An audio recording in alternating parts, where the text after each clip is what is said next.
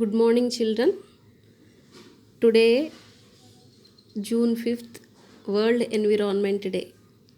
So, it is one of the important bit in competitive exams. Just remember, June 5th is called World Environment Day. So, in this, we have to protect our nature and we have to go move friendly with the nature. Next, here today we are going to discuss about heterotrophic nutrition. Heterotrophic nutrition means the nutrition where organisms are depending on other organisms for the food purpose. So, based on the type of food, they are divided into three types like herbivores, carnivores, and omnivores. Herbivores means they eat only plant material. Carnivores means they eat only flesh of the other animals. Omnivores means both plant material and animal material will be taken by the organisms. Okay, so different organisms possess different types of heterotrophic nutritions. So how they are depending? They are depending on three factors. One is the type of food they take, and the availability of the food, and the way of collection. So, based on these three factors, different organisms possess different types of nutritions. Here we can say some of the foods are mobile, means move. For example, just imagine there are deer and tiger. Tiger food is deer flesh. So, here deer it moves from one place to another place. Some of the foods are sedentary. Best example, plants. They do not move from one place to another place, but they are called food providers. So here we want to discuss two things, prey and predator. Prey means the organism which is eaten by the other organism. It is small in size and it is eaten by the other organism. Best example, squirrel, rabbit, deer, etc. Next, predator. Predator is a large animal which possess bigger bodies and they eat the other organisms. Best example, lion, cheetah, tiger, wolf, dog, etc. So this is all about heterotrophic nutrition. And another type of nutrition also present involved in the heterotrophic nutrition, that is parasitic nutrition. Parasitic nutrition means some of the parasites like leeches, lice, mosquitoes, tapeworms, ticks, they possess the a certain kind of nutrition called parasitic nutrition. In this, they depend on other organisms for the food purpose, but they do not kill them. They do not kill them. So here there are some other organisms also in plants like amarbel plant. It is also known as cuscuta. So this organism it shows parasitic nutrition. So cuscuta is a dodder plant, DODDER, dodder plant. It belongs to morning glory family. Morning glory family. It is also known as convolvulaceae family. It is called it is called morning glory family. So actually it is a leafless plant. It has root like structures, what we call hastoria. We call them as a hastoria. With the help of these hastoria, they penetrate into the larger stems or larger trunks of the trees and they steal the materials which are prepared by the big plant, and it is used up by the amarbel. Amarbel is a creeper.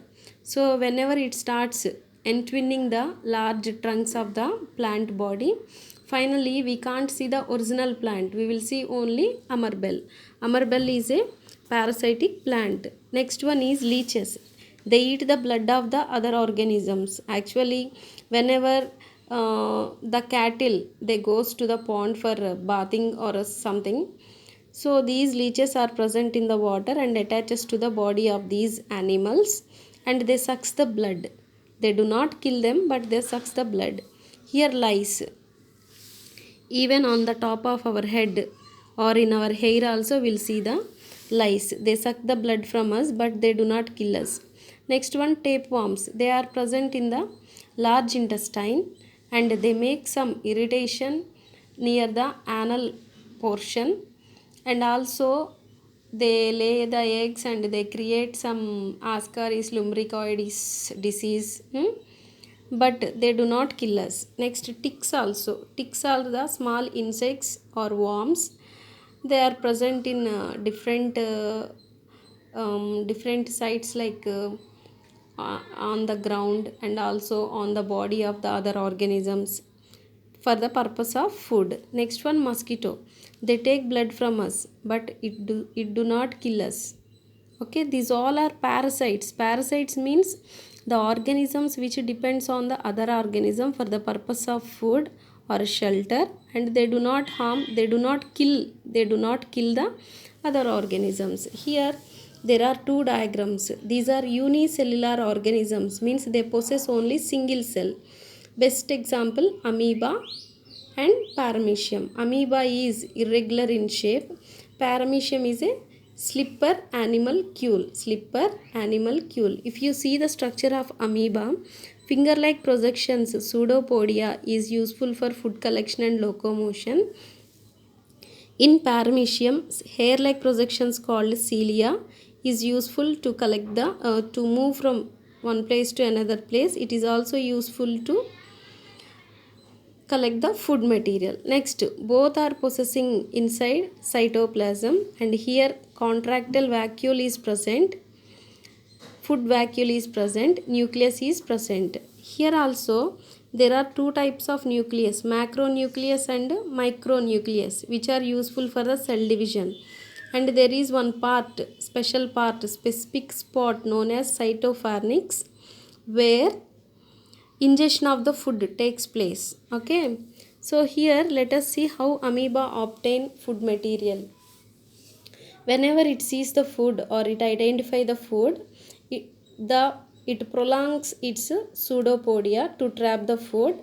So it surrounds its pseudopodia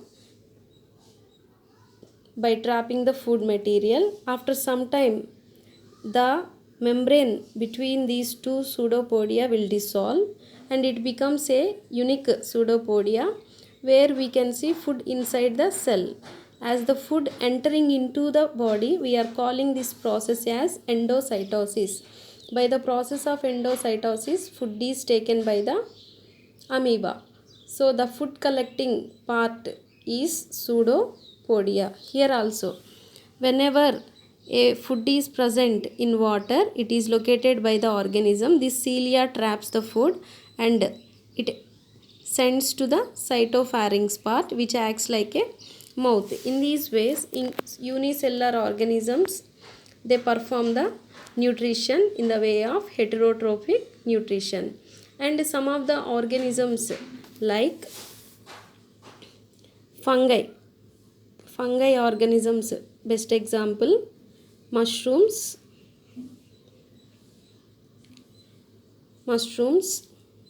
next bread molds.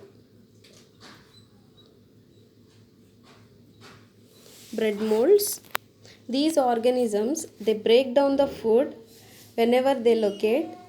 They secrete some enzymes and chemicals from their body outside, and they break down the food material in the form of simpler forms or in the form of simpler particles. They absorbed by the entire body surface.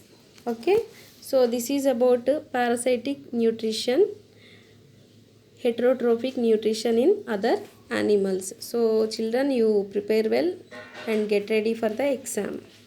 Thank you.